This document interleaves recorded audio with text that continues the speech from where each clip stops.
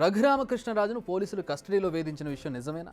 ఇంతకీ మాజీ సిఐడి అధికారులను విచారించిన పోలీసులు ఏ విషయాలు తెలుసుకున్నారు? అందులో నిజమెంత? వాటి వల్ల ఇప్పుడు వాళ్ళ కెరీర్కు రాబోయే కష్టాలేంటి? అసలు ఈ ఎపిసోడ్ మొత్తం పోలీస్ డిపార్ట్మెంట్కి ఇస్తున్న మెసేజ్ ఏంటి? ఇప్పటికైనా ఖాకీలు కళ్ళు తెరుచుకుంటాయా? ఫస్ట్ అసలు కేసు ఏంటో చూద్దాం.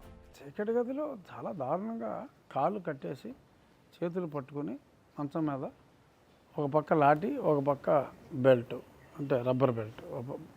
వీడు తీసిన వెంటనే ఆడు కొట్టేవాడు. ఒకేసారి 2 కాళ్ళ మీద ఉంటుంది అటాక్. 2 కాళ్ళ మీద ఒకేసారి కొడతారు. ఒక కర్రతో 2 కాళ్ళ మీద కొడతాడు, పాదాల మీద.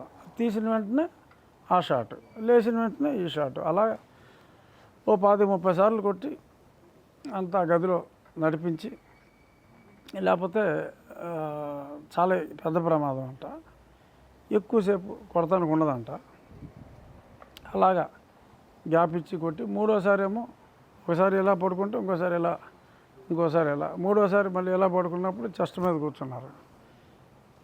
ఆ ప్రెషర్కి మంచం కోళ్ళు ఇరిగిపోయినాయి. అప్పుడు సరిగ్గా 4 నెలలు అయింది నాకు సర్జరీ అయ్యి. అప్పుడు చెస్ట్ మీద కూర్చున్నారు. అంటే ఆ అదురికి నేను పోతే ఏదో ఆల్రెడీ హార్ట్ పేషెంట్ కదా, అరెస్ట్ చేస్తే మరి ఆందోళనకు గురై చచ్చిపోయాడని చెప్పాలని అనుకున్నట్టుగా ఉన్నారు.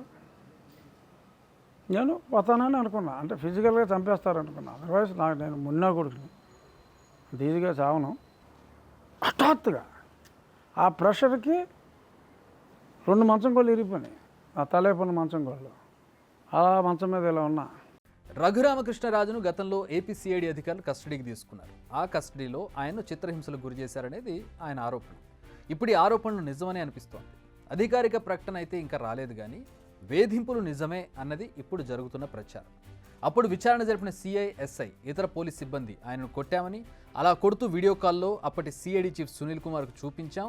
ఆ తర్వాత సిఐడి బాస్గా ఉన్న సునీల్ కుమార్ ముఖాలకు కర్చీఫ్ కట్టుకున్న 4 వ్యక్తులను వెంట తీసుకొచ్చి మళ్లీ కొట్టించినట్టుగా ఆరోపణ. దీనికి సంబంధించి అప్పుడు సెంట్రీగా ఉన్న కానిస్టేబుల్ స్టేట్మెంట్ ఇచ్చారు. సో దీనికి సంబంధించిన టెక్నికల్ ఎవిడెన్స్ను కూడా సేకరిస్తున్నారు పోలీసులు. అంతేకాదు, రఘురామకృష్ణరాజుకు గాయాలయ్యాయని కొందరు డాక్టర్లు కూడా వాంగ్మూలాలు ఇచ్చారని తెలుస్తోంది.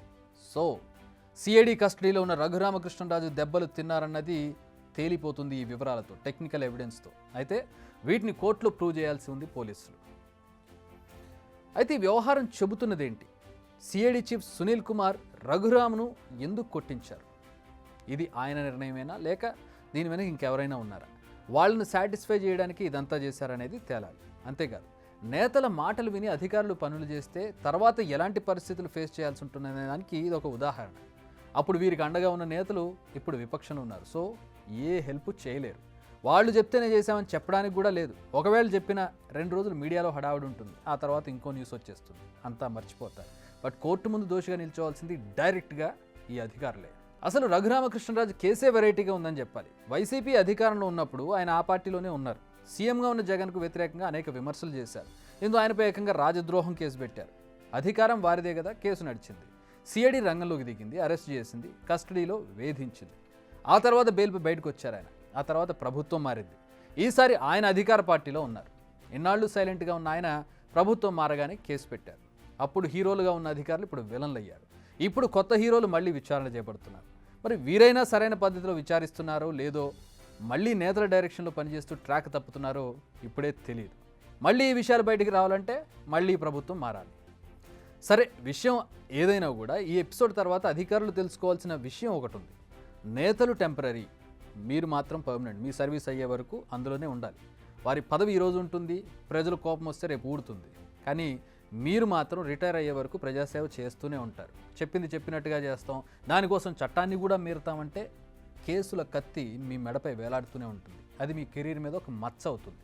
ఇప్పటికే గత ప్రభుత్వంలో విర్రవీగిన అధికారులకు అర్థమై ఉంటుంది. అది చాలామందిపై కేసులు నమోదయ్యాయి, మరికొందరు మంది సస్పెండ్ కూడా అయ్యారు.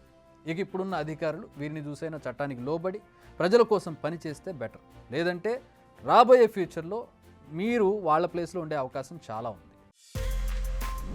బిగ్ టీవీ అవుట్లుక్ కథనాలు నచ్చితే వెంటనే బిగ్ టీవీ ఛానల్ను సబ్స్క్రైబ్ చేయండి.